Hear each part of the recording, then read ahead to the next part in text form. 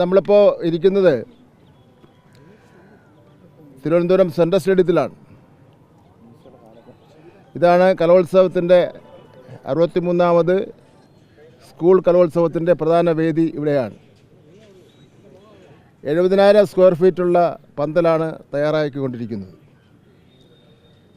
10,000 കസേര ഇടും. ഇതുകൂടാതെ ഒരു 5,000 പേർക്ക് നിന്ന് ഒരേ സമയം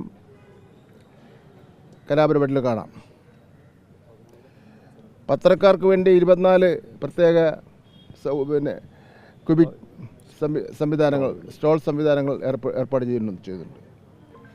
ഇതുകൂടാതെ 100 സ്റ്റോളുകൾ വേറെയും ഏർപ്പാട് ചെയ്യുന്നുണ്ട് ഈ മൈതാനത്ത് തന്നെ. അത് പോലീസിനും ഫയർഫോഴ്സ്, സർക്കാർ സ്ഥാപനങ്ങൾ,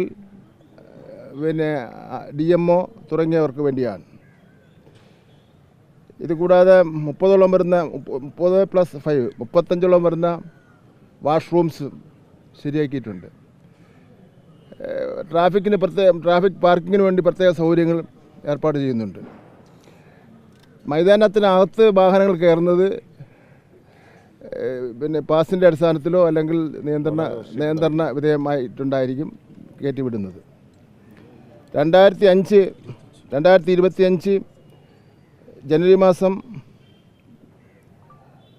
1-ാം തീയതി 4 മണിക്ക് ഇതിൻ്റെ ഈ ഹാളിൻ്റെ പണി പൂർത്തീകരിച്ച് പ്രധാന വേദിയുടെ പണി പൂർത്തീകരിച്ച് സംഘാടക സമിതിയെ ഏൽപ്പിക്കുമെന്നാണ് ഇതിൻ്റെ കരാറുകാരൻ പറഞ്ഞിരിക്കുന്നത്.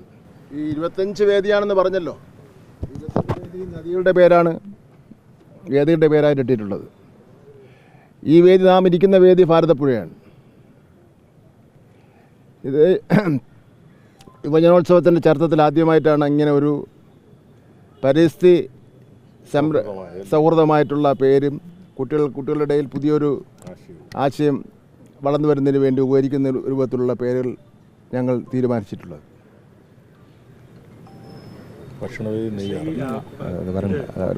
ട്രോഫി നാളെ പുറപ്പെടുകയാണ് കാസർഗോഡ്. അതിൻ്റെ ഒരുക്കങ്ങളെല്ലാം പൂർത്തീകരിച്ചു. പക്ഷേ ലളിതമായ ചടങ്ങ് നടത്തുന്നുള്ളൂ. കാരണം നമ്മൾ ദുഃഖാചരണം ഉള്ളതുകൊണ്ട് ലളിതമായ ചടങ്ങ് മാത്രമേ നടത്തുന്നുള്ളൂ. നാളെ പുറപ്പെടും.